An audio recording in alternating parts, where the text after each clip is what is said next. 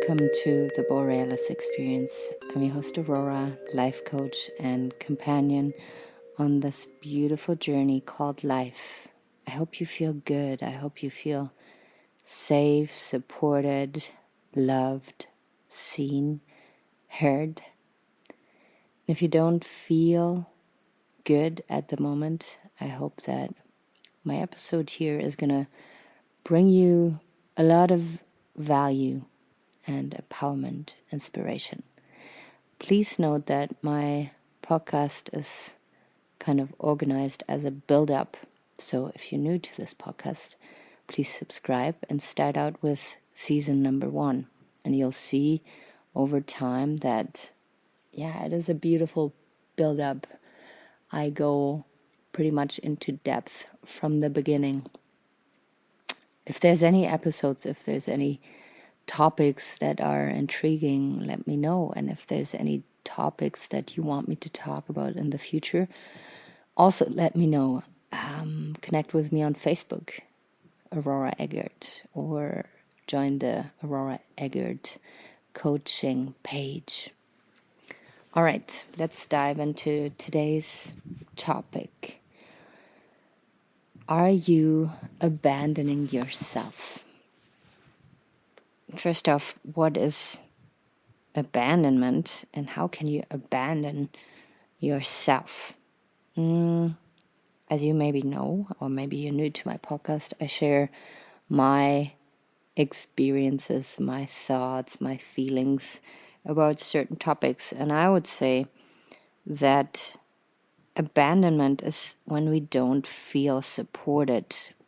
We can't be on our own by ourselves and abandon ourselves, or we can feel abandoned by other people. In a group setting, we can also feel ostracized or excluded. There's not a feeling of belonging or feeling understood. You feel let down. You feel, full on unsupported. You feel alone. Not only alone, but you feel lonely with how you feel, with what you think, with your values, your beliefs. You feel people are not showing up for you. People don't put the effort in to understand you. And it's a very uncomfortable place to be in. Nobody wants to be sitting in that feeling for too long. Now, why would we abandon ourselves? How is that possible? It is by our beliefs that we abandon ourselves. It is by conclusions that we make about ourselves that we abandon ourselves. So, for instance, if you're in a relationship and you have agreed to chat with your partner at a specific time and they don't show up, you start thinking thoughts. You start feeling feelings about your partner not showing up. If you've been traumatized in the past, you might feel re-traumatized. If you have made experiences that are similar to the experience that you're going through right now, then you might feel triggered. You might project your past into your present, into the future, and you might distort the reality that it's going on. So let's say your partner is not showing up because they had a car accident. But in the past, you experienced that somebody didn't show up because they decided to spend time with another person, or they simply forgot about you. Now all this anxiety is going to come up in your chest, in your body, in your mind, in your head. And you're going to create feelings, maybe even anxiety.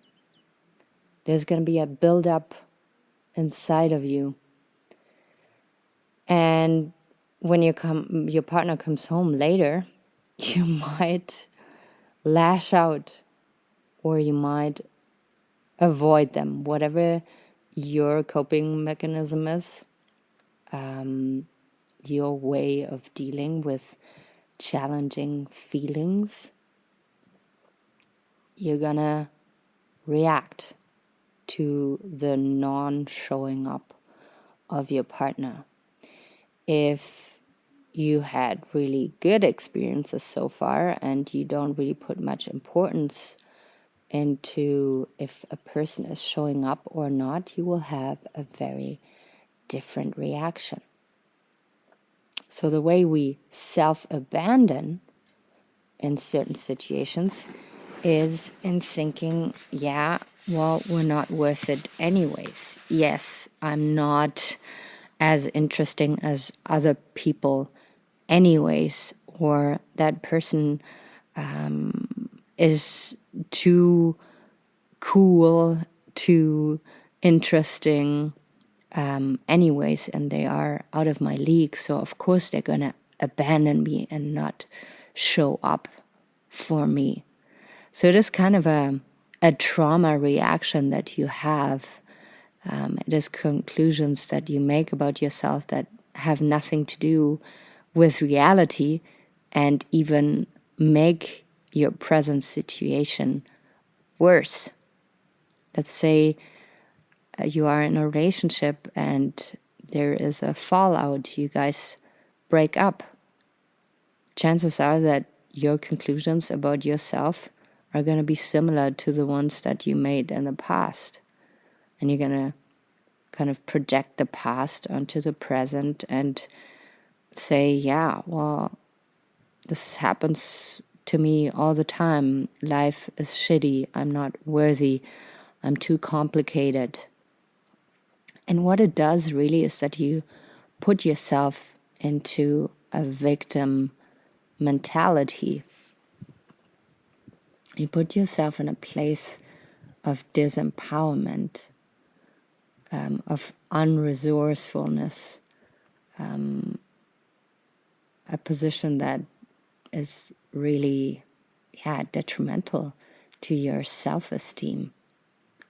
So it is not the outside world that is making you feel this way, because you could have very different reactions and thoughts about a specific situation. It is the thoughts and the conclusions that you make about yourself when in a situation like this. I want to go into way more depth in the future, because I feel a lot of people abandon themselves in situations where if they would keep a clear mind, a more rational mind, a more neutral mind, they would serve their purpose or themselves way better.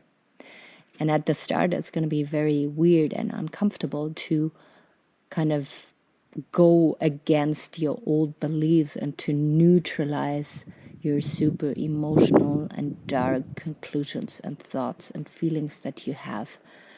But with time, they're going to become less powerful, and you will see that you can reach a state of mind and emotion that is way better for you.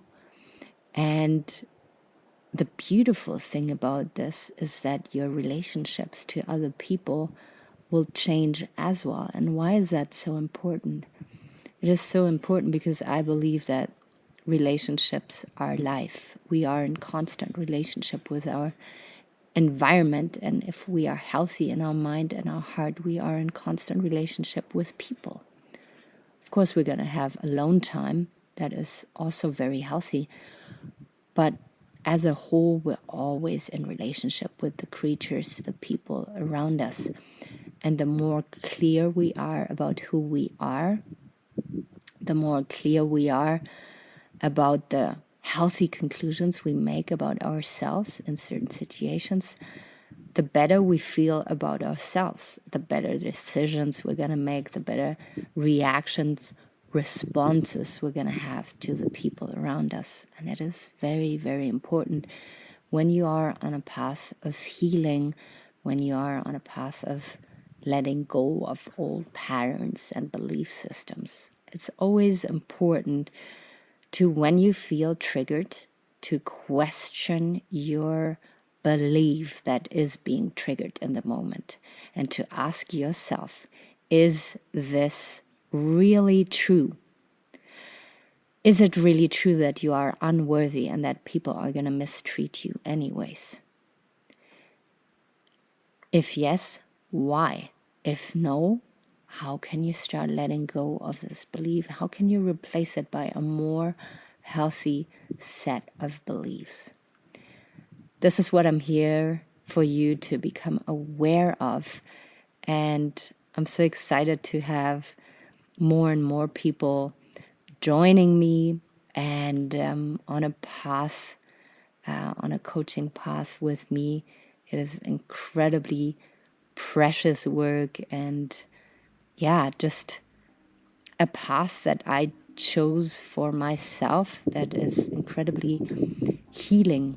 I enjoy every client that I have and every baby steps that they make in their direction of healing and success. And maybe it is something for you as well, and you can just reach out and we jump on a free 60-minute call and see how I could help you. All right, if you don't mind, make the time and leave a review on Apple Podcast. It would mean the world to me. And otherwise, take really good care, and I will be out there very soon again. Bye-bye.